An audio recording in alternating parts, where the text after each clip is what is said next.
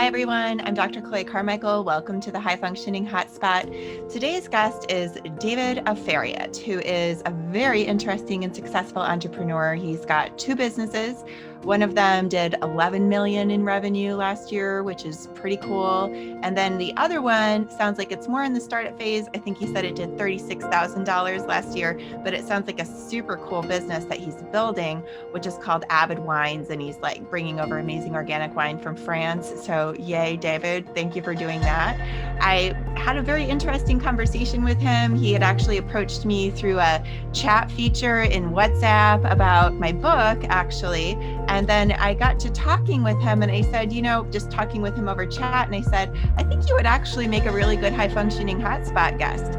And he agreed to do it. So without further ado, I bring you David Aferiat. So David Aferiat, thanks so much for joining me on the High Functioning Hotspot today. Hello, Chloe. It's a pleasure to be with you. Yeah. So we don't know each other. I just want to put that right out there. And for a little context, of course, you and I connected through Entrepreneurs Organization, and I didn't even really research you a whole lot. I just, saw like a couple of things that it looks like you have at least two successful companies that you've run in your time. And so if you don't mind just sharing a little bit about yourself as an entrepreneur so that people understand who you are. Sure. Thank you. So I run two companies, as you said, and the first time I've been doing it at the same time. One of them was an entrepreneurial adventure that came from a network, really a network of two lifelong friends that I had gone to college with, and then post-college in the years after started a business together in 2003 that it's now about 18 years, an overnight 18-year success, I guess. But that company is called Trade Ideas, and it helps our clients make better decisions, technology to help our clients make better decisions in the US equity markets. Uses machine learning AI to optimize algorithms and produce ideas for trading and risk management. The second company is one that was different entrepreneurial journey, where one that was really more the traditional, I have an idea and it's birthed from that idea. And it wouldn't have been possible without the valuable lessons I learned on both entrepreneurship, emotional intelligence, and well-being that I've gained from being in such a great organization as Entrepreneurs Organization, EO. And that company is the importation of organic and sustainable sparkling wines and champagne from France to the US. Yes. And we import in a way where we actually add value by putting all of our product on refrigerated containers. Only 5% of all the wine from Europe to the US is ever put on such a container. And if you're going to promote the benefits of organic wine and how clean it is when it goes through you, so to speak, you have to take the extra step of putting it in a refrigerated container so it's not dulled from the journey as many others are, because it's so expensive. That said, I like to say you enjoy these wines twice. Once when you taste them, and then the next day when you wake up with no regrets. Oh my gosh, I need that. So do you mind sharing, David? And one of the things that kind of surprised me when I did get to Entrepreneurs Organization was the idea that people could talk openly about their revenues, right? So I'm from the Midwest. I almost grew up with the idea that we don't talk about money. And then when I entered the Entrepreneurs Organization, I learned that people talk about their revenues, kind of openly, and it's not like the faux pas to ask about that I used to think it was. So I apologize if I misunderstood the lesson, but do you mind sharing your revenues? I think that gives context for people about, the breadth and thrust of these organizations that you've created. Right. So I'm happy to. And power of EO is a quick shorthand. When you meet other people from EO, there's no posturing, there's less posturing, and there's less, you can get right to the heart of the matter, because we're all, as part of the organization, somewhat trained in the language of entrepreneurship and meant to get to the 5%, the part that really matters very quickly. So as I said, Trade Ideas is an 18-year-old company. Our revenues in 2020, which was our best year ever, were 11 million in top line revenue. Um, Nice. Thank you. And Avid Vines, which was started in 2019, and much like Trade Ideas, so we started our first revenue collection in 2002, just 6 months after, actually 2000, beginning of 2003, but very shortly after the acts of September 11th of 2001. And that's the best time sometimes to have an entrepreneurial beginning, is at the depth of a recession or uncertainty. Because if you start something at the frothy top, your plans may not consider how far the bottom is. But if you start at the bottom, you kind of know it's you can't go anywhere but up from there. To that end, I also had the knack of creating Avid Vines in 2019, just in time for the pandemic. Yay!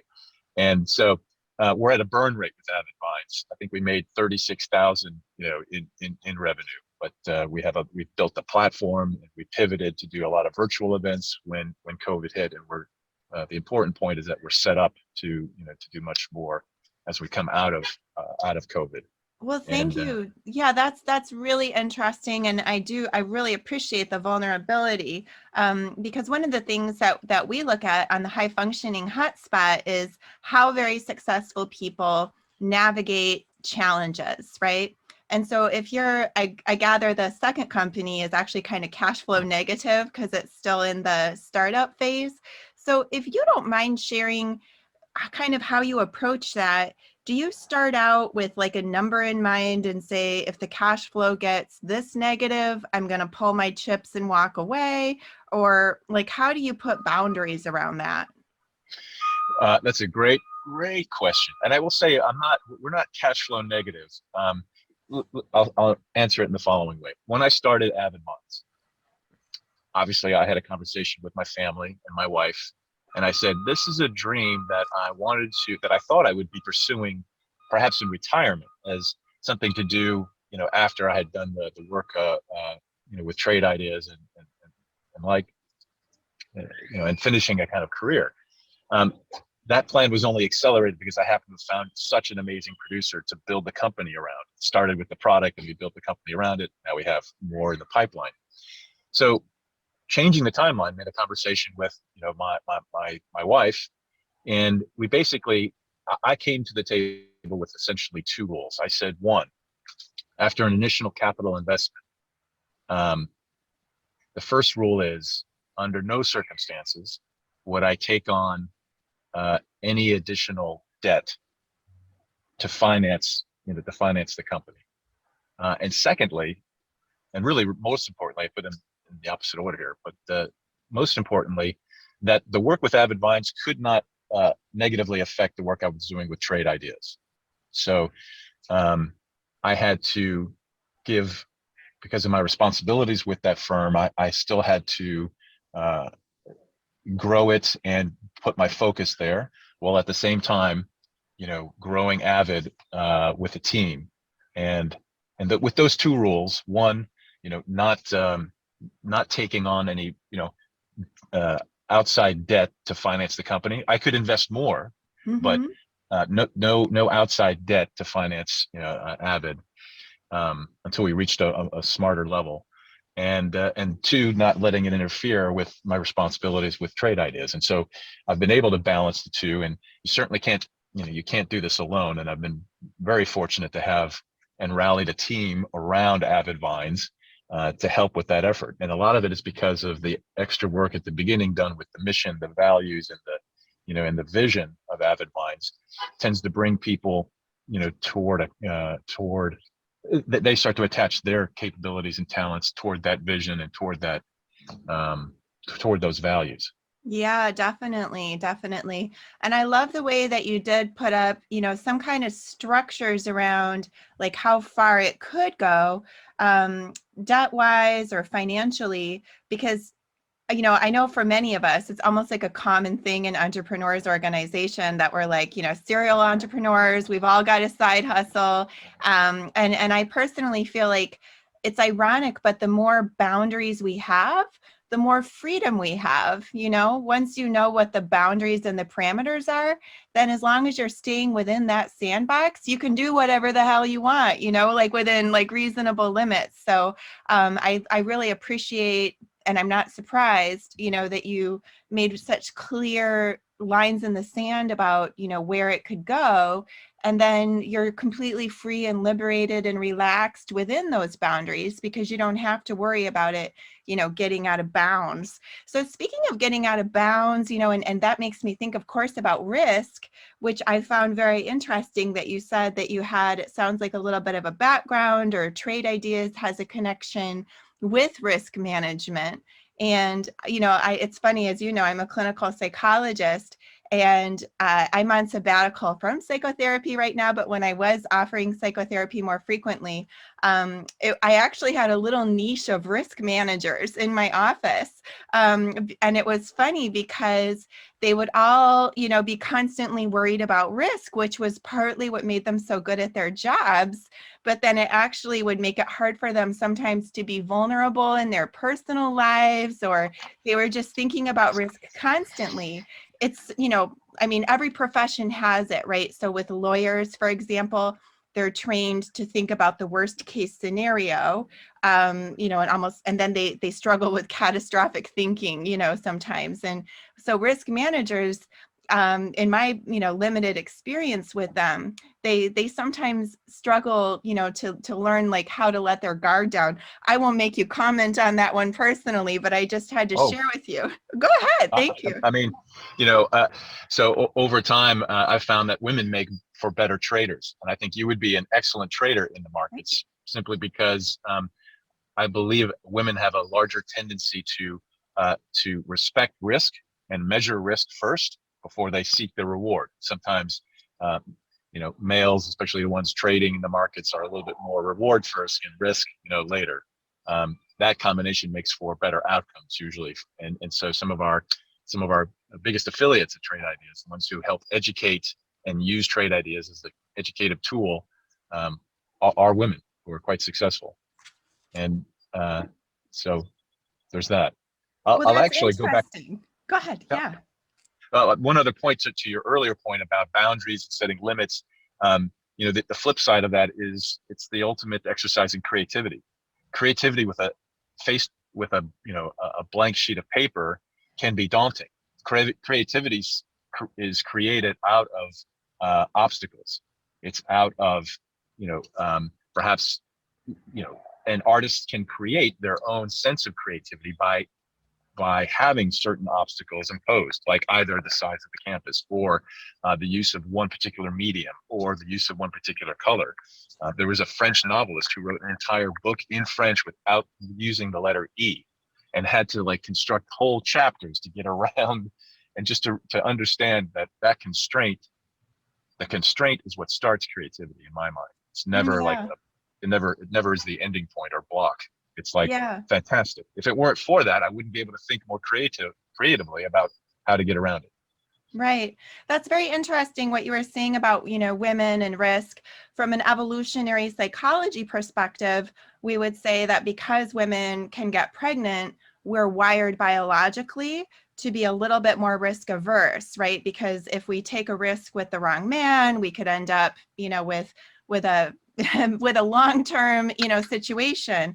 But with that said, men have their own strengths too, I believe, from their biological wiring. So I just, kind of felt the need to mention that because it was kind of you to notice some of the strengths of women. But I feel like it's almost politically incorrect to talk about the other side of the coin. Like we can talk about how women are stronger at X, Y, and Z, but when we want to, kind of talk about the natural corollary that maybe men are stronger at A, B, and C, suddenly, we all get like called a bigot. So I just had to say that part because I really believe that we all have our strengths. And of course, these things are all broad brushstrokes too. Not every woman is risk averse, and, Totally. not every man is going to be better at whatever those other things are. But just for me as a high functioning person and a person who specializes with high functioning people, I feel like that kind of other part is the other side that many of us are kind of thinking about,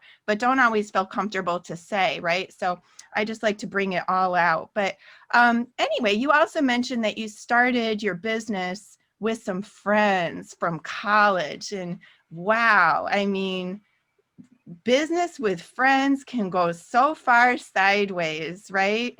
Do you mind sharing, like, what that's been like for you, or how you all managed to ever, apparently avoid having it turn into a blow up the way sometimes happens? Wow. So I guess I shouldn't be surprised that a clinical psychologist would know where all the juicy parts are, in someone's timeline or story. But yeah, you've kind of put your finger on some challenges that have required a lot of emotional intelligence and a lot of the art of having the difficult conversation, which many of us spend lifetimes, avoiding. Is something that through EO I've learned to kind of embrace. Go and have the hard conversations. That's the only way you really grow. Having said that, yeah, it's not lightly that, and friends can be defined relative. How long have you known them, and how well do you know them? As I said, we went to university. I'm the third partner in Trade Ideas, and the three of us went to the same university, and then my partner and I, the second partner and I, both were in the same fraternity. And his outlook toward education, even back then, was somewhat unique, where I came to university like with book and pencil and notepad ready to kind of learn. He came to university with kind of like a Rolodex mentality, and was like, I'm here to network and to find the people that in my life I want to be, closer with, and find essentially a new set of friends that are, bound for success. And so it was a different approach. And so his was like, I came to university to find you. And I was like, okay, I came to university to kind of learn. And it's just a different dynamic. But So he as I was said, looking for the guy that was going to do all the work. well, You yeah, came ready to work. He said, I'm looking for a guy like you. yeah. Turns out he does a lot of work too. All But right. That sounds good. Thanks for standing up for your partner. I was just kidding sure. around. Yeah, no, sure. But we went our separate ways after university. I did a lot of work, both for brand, and marketing and analyst work for Kraft Foods, and then worked for a consulting agency. And then he went on to really start his career in trading, consult and teach others how to trade, and then started a company of his own, which was more of a back office trading, clearing, reporting, technology. And throughout our growth of those careers, we would check in on each other. And he actually, I went on to get my MBA, and he went on to get as equal or even larger an expensive education by raising a mezzanine round of funds for this previous company, becoming the CEO, raising the money, and then losing control of the company to the board, and to the venture capitalists that had funded the initial mezzanine round.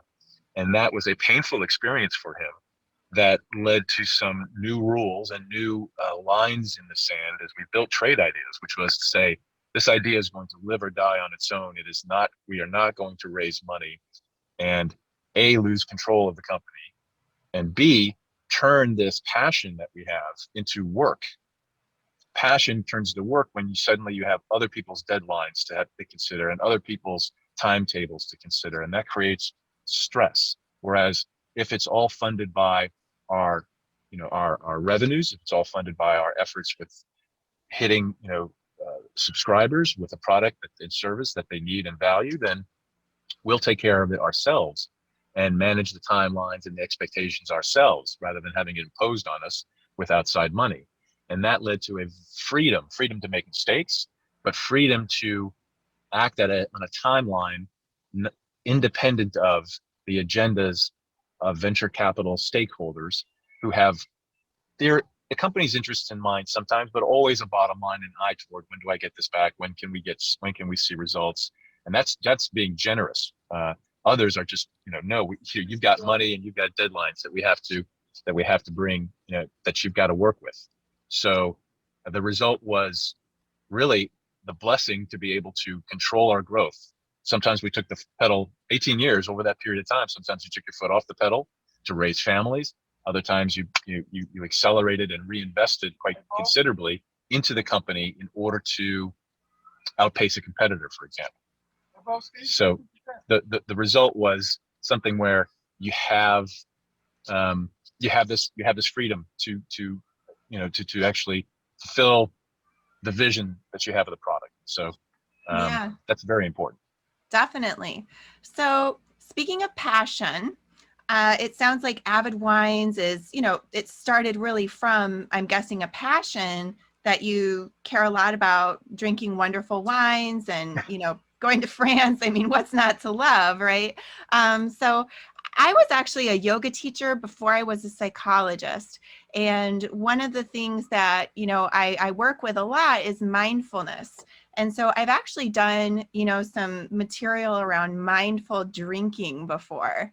And so since you're somebody that has a passion, I'm guessing, for wine and maybe other libations too, as I personally do as well, since you're actually in the alcohol business, do you have any tips or strategies for when you're at a wine or cocktail event and you're somebody who has a passion for that good stuff and there's handing it out and the drinks are flowing and everything's feeling good?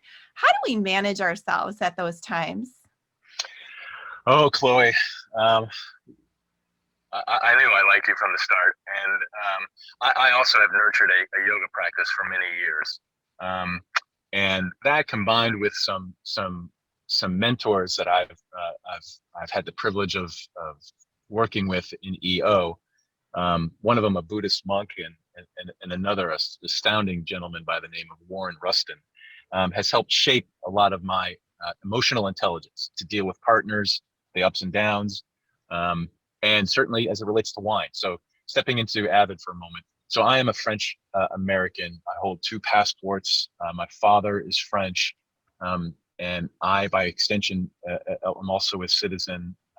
My children I've raised speaking French in our house, and the half of our families were split from the circumstances related to war from 1957 or so, when the country of the colony of Algeria was the property of France, and so half the family moved to southern France, the other half moved to America, and those families went 25 years before seeing each other, and ever since I was maybe 13 or so, we have knitted Wow. this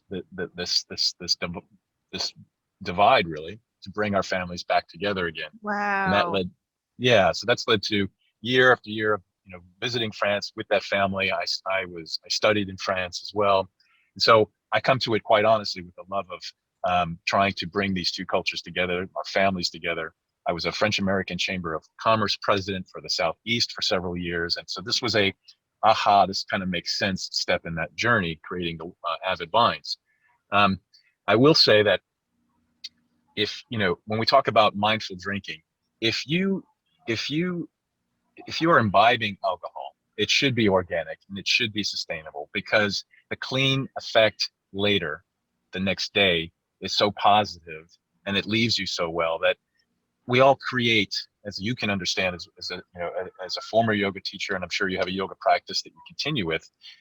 We curate the routines in our lives, and it upsets us to have those routines disturbed, especially if they're centered around wellness and our own self-care. So the ability to be able to drink responsibly, or moderation, or with organic and sustainable, alcohol, and not sacrifice that routine the next day, is a huge win, is a huge positive. I will say that it's my personal philosophy. If you drink from a sense of gratitude and a sense of being present, moderation always follows. So the problem is that sometimes people drink without a sense of being present, or they sometimes drink without a sense of gratitude because they have other issues, and they're not necessarily so moderate, and they don't consume in moderation. They're trying to fill something that's aching them, or trying to blunt or distract from what they're trying to do, and that's where a problem. But if you can focus on being grateful for where you are, the company you're keeping, the product you're about to enjoy, and if you are present to enjoy those sensations, and the experience you're having with others, moderation always follows.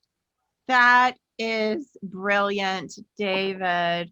I love that. I really do, because I know a lot of us entrepreneurs, myself included, have kind of a work hard, play hard mentality.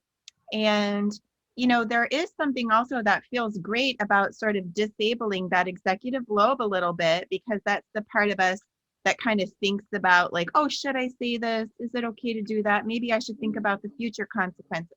And when we can dull that part a little bit, I find, for myself as well as many people, it kind of lets us free ourselves and share more than we otherwise might. And then it feels good. And I feel like it's easy to get into a more is more mentality, especially after you've had a couple of drinks and you're like, well, this feels great. I'll just have a little more and I'll feel even better. But of course, there's a tipping point. Something that's been helpful for me is to locate what I have called my magic number, which is where I can locate in advance, like the number of drinks, and for me, it's 3, that leads to maximum pleasure. And then when I've really been able to get it through my thick skull, that going above that number is actually not going to be more pleasure. So that way I don't feel like I'm trying to choose between having pleasure and, being responsible. I'm actually recognizing that the responsible thing to do is actually also the thing that's ultimately going to give me the most pleasure. But I always love to layer in other just really good insights. So I definitely think that whenever I'm struggling to stick with my magic number, I'm going to focus on gratitude and just really being fully present. David Aferiat, that is probably a good note for us to start to wrap up on. So I just want to thank you for sharing your knowledge in business, as well as, from the heart about your culture and your life and yourself as a person. For people that may want to know more about David Aferiat or Avid Wines or anything else, we'll drop some links in the chat or the description of the show notes. But David, do you want to say the names of any websites or anything for people that may are not looking at those notes? So thank you. Yeah, those for Avid Vines with a Vines. We have a wine club that we are starting. .com. Yes, avidvines.com. You can find where you can order the wines online. You can join our wine club, and you can even find the states where we are actually local. To find this organic and sustainable champagnes and sparkling wines. If those who have an interest in the markets can also find trade ideas with a dash, so trade-ideas.com for those who are wanting to follow the markets and make better decisions. Wonderful, David Aferiat. Thank you so much again for sharing your knowledge in so many different areas. It's been a pleasure, and I know we're going to stay in touch. Absolutely. Thank you.